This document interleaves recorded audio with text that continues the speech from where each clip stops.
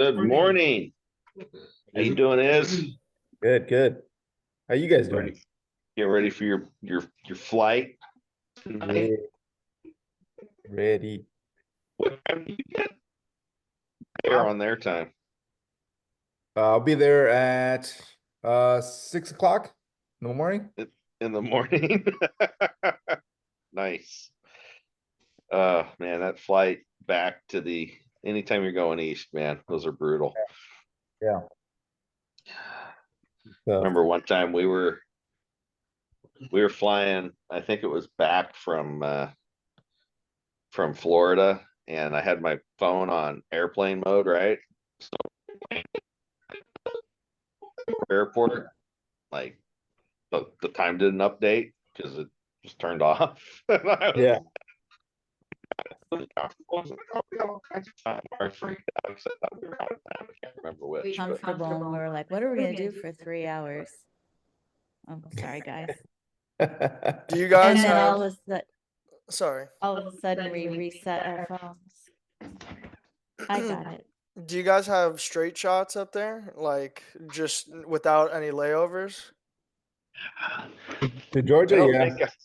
I don't think I've been able to get a straight shot without a layover because I'm stubborn. I won't fly out of anywhere but San Jose. So if I was to go to Oakland or San Francisco, I could get a straight shot, but Yeah. I'm not going to do that. So, all right, let's get rolling. What you got for us, Is? All right, good morning, guys. It is Tuesday, April 15th. We got 2 videos today. Or you know what? They're like about 3 minutes each, Sean. Do you want to do one or two? Let's do them both. All right. We got calling and we got visiting.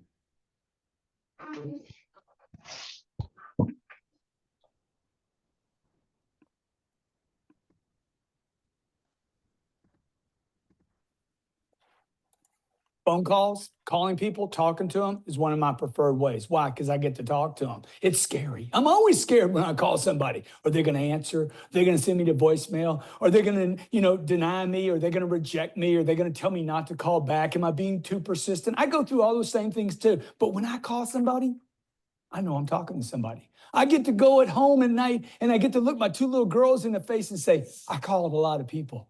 But Papa, did you sell anything? No, but I talked to 29 people. And I know this, if I talk to enough people every day, I'm going to sell something. So where do you call? When do you call? Who do you call? Office, home, cell. Which one's first? Cell first, office second, third is home. First the cell, then the office, then home. Who do I call? Who do I talk to? I talk to everybody. When I make one phone call, I could turn it into 6 or 8 phone calls. When I call a company and ask for Bob and Bob's not there, first thing I do is say, can I go to Bob's voicemail? I leave a voicemail for Bob, and then I hit 0 on the way back. I get sent back to the receptionist. Who's underneath Bob? Oh, that'd be Jack. Good, give me Jack. Jack, we go to email or go to voicemail on Jack. Jack, Grant Cardone, I just left a message for Bob. Wanted to leave a message for you. Give me a call. Here's my direct number. I'm going to give a private number out to both Bob and Jack, and I'm going to hit 0 again, go back to the receptionist. She'll pick it up, and I'll be like, who's underneath Jack? That's kind of follow-up I'm talking about. I'm talking about crazy. I'm talking about cray-cray follow-up, okay? I go back to the receptionist. Who's underneath Bob? Who's underneath Jack? Who's underneath Jack? Shelly's underneath Jack. Good, give me Shelly. Call Shelly. Shelly picks up the phone. See, I finally talked to somebody. That's the first call I've made today. Talking to somebody, not leaving a message. Always leave a message and always talk to somebody. If I got to go to the grunt, the person that opens the doors and they put in the back and they keep away from everyone, if that's the person I have to talk to, I am going to talk to somebody. Okay. The cell numbers I spoke of earlier is the holy grail of follow-up. You want it. They have it. It's in their pocket. It never leaves them. When you make a phone call, have a purpose. The reason I'm calling, your call should start like this. The reason I am calling, the intention of this call, you need a specific reason. Also, keep it tight. I don't have all day. I don't want to do pleasantries with everyone. When you call me to sell me something, Grant, I know you're busy. I'll keep it tight. I need 4 minutes to explain a project I'm on. First, how are you doing? Excellent. Pleasantries out of the way. I got 3 minutes and 50 seconds left. Let me tell you what I'm up to and how you could help me. keep it tight, and then set it up for the next call if it doesn't go anyplace. Always leave a voice message. Home, no. Cell, yes. Office, always. And then just go all the way down the lineup. Use the phone, use it often, make sure you make contact.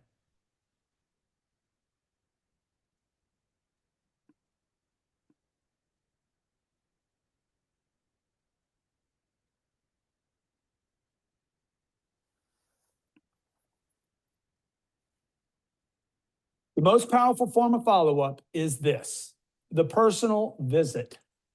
The problem with the personal visit is it's the most expensive form of sales there is. In fact, Salesforce.com, Salesforce, I guess the software, Salesforce, did a study that said field sales cost $276 per visit when a phone contact only costs $33.11. I need to tell my guy Heath that, because my guy Heath, he's a redneck.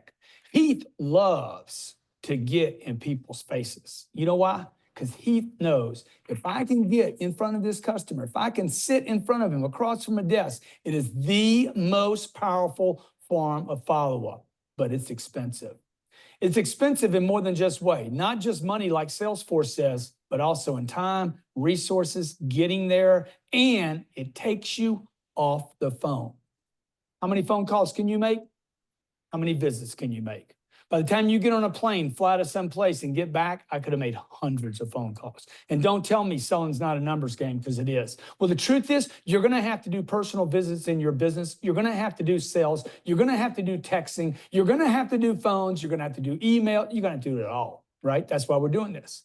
So most powerful form of follow-up is face-to-face, across from a desk, sitting with somebody, shaking their hand, touching them, getting them collateral, making sure that showing them that you're real, okay? This is the most underused form of follow-up in the 21st century. Because we're becoming a machine age, computers everywhere, texting and emailing, nobody is doing the personal visit. Don't let this fall out for owners, for people that have bought, for people that have not bought, for leads that have been generated merely on a website. Be sure you include personal visits, drop-bys to your follow-up. It might be like this. Hey, I'm going to be in town next week on Monday and Tuesday. Could I come by and just introduce myself? Or it could be this. I'm going to be in town next Monday and Tuesday. I'm going to be a block from your office visiting with another client. I'd like to come by and buy you a cup of coffee. Could I do that? Notice what I'm doing. I'm getting the personal visit. Hey, if I don't hear back from you, John, I'll be in town next Monday and Tuesday, about 12 minutes away from where you are. I'm going to swing by on Tuesday at noon. If I don't hear back from you, this is a really smart way to leave a message. If I don't hear back from you, I'm going to swing on by and me and you can go do some lunchy poo. You know what I'm saying? See what I'm doing? I'm trying to stay in the space. I'm using my personal visits. And what I just did was say, if you don't call me back, I'm going to assume we're on. That is a very powerful message to leave. So what am I telling you here? One of the most powerful forms of follow-up. In fact, I call it the Holy Grail. This is the Mac Daddy of all. It's expensive. It involves resources. It takes time, but it works. Boom. Yeah. You know, that personal visit, the the dollar amount of the visit, I've heard this before, but I don't think too much about it, because I think the face-to-face interactions are so important, that I think the gauge is, when do you justify that face-to-face?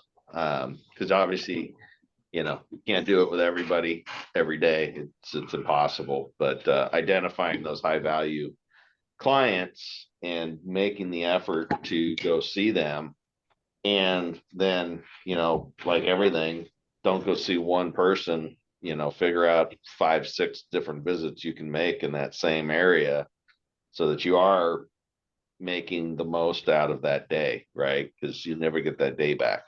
Yeah. But I think that the advent of Zoom, right? That's a powerful tool as well. I mean, you don't get to sit in the room with somebody, but you get to see each other, you know, you get the facial expressions, you get a chance to meet somewhat in person, and that's super helpful too. So, you know, I would say uh the the use of Zoom is definitely helping. I mean, Michael sets up 2 or 3 Zoom calls at least a week, and those Zoom calls are closing deals. So they are definitely an effective way to get things done. Yeah, big time. Yeah. I mean, even though we have this free, awesome tool of social media, you know, you're never going to get rid of that human touch. It's a contact sport.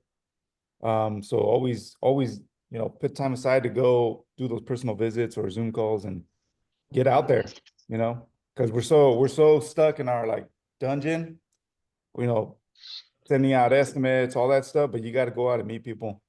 People bring you money. People contacts equal contracts, right, Sean? So yeah, get out, explore. Yeah, yeah. You know, the first and easiest place to get recognized is on social media. We've, you know, it's well established. Second is, you know, phone calls, emails, you know, and then if you can get on a Zoom call with somebody just to show them that you're a person, that's really helpful. And then the ultimate is, I think the highest quality clients are generally going to be face-to-face clients. I just think that, at least in construction, there's a lot of show me, don't tell me, right? They want to see a person, they want to see you, they want to know that you're real, and that you can have that conversation with them without, you know, appearing awkward or uncomfortable or incompetent, right? Um, so that's my take. So yeah, I think personal visits are huge. Zoom is a really great tool to help bridge that gap. I mean, obviously we can't be everywhere, but it helps. So Bam. so with this, we just interviewed an estimator yesterday. Guy seems pretty competent. So we sent him a little test for him to do, and then we'll go from there, see if he's going to be our guy. Heather's first day yesterday. She did great. It's a lot to take in, so you know, we're getting ahead of things now. Want to talk a little bit about job challenges, and we're going to cover this a little more in depth in tomorrow's meeting. We've got a job, St. Louis Regional Hospital. It's with DL Falk, and it's a County of Santa Clara job. And the County of Santa Clara hired Consort yeah. to be their project managers. And this is by far probably one of the most difficult groups of owners and general contractors I've ever worked with. The amount of back and forth that they've put us through, saying one thing and then writing an email that's not the same as what we talked about on the meeting. It's been unbelievable to me how bad the communication string is here, and how quickly they are trying to pin whatever they can pin on us, like our fault. So whenever you're dealing with a difficult the situation, it's super important. Always document everything in an email. You have a discussion on site. First thing you do is email. This is what we talked about on site. I just want to make sure that I've got it straight. This is what we agreed on. Make them respond to it.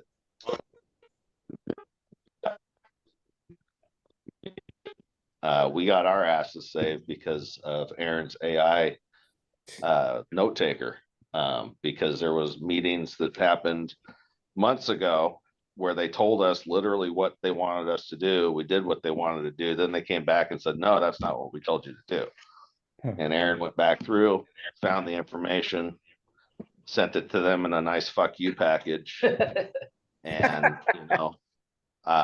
so it's been, I would almost use the word startling how poorly this job has been managed. So just always be thinking in your head, always get things documented, never, handshakes are handshakes. And I'm a firm believer in the handshake followed with an email. Like, okay, cool. That's what we're going to do. Go back to the office, put an email together with everything you recall and just have them verify that, yes, you recall our conversation correctly. Because it's not necessarily devious at all times, but two people have a conversation and walk away with different understandings. Happens every day. So make sure you get that clarity, document it, because if you don't, there's a really good chance you're going to end up on the short side of the stick. So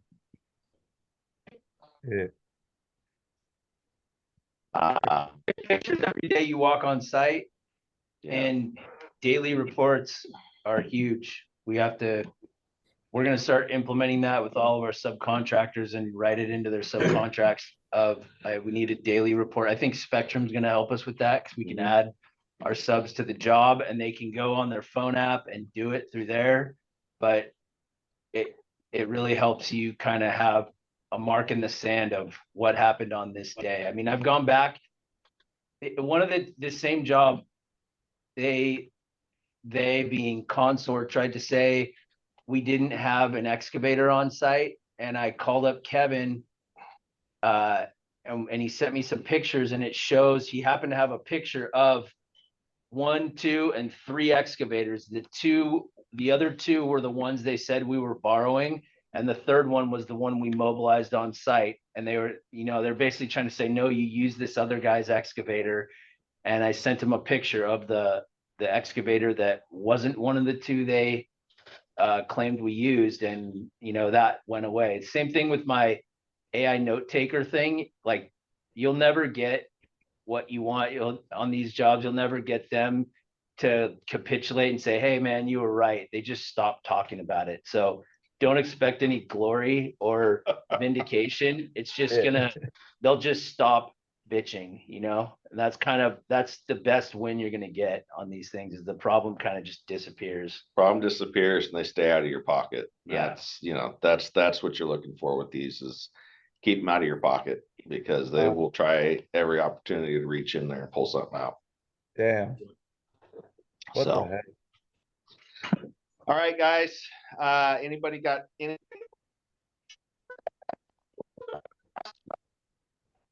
No, nothing else. Don't forget, we've got the bid room meeting at 8 and book club at 8:45. All right, guys. We'll see you tomorrow. All right, thanks. Hey guys. You guys.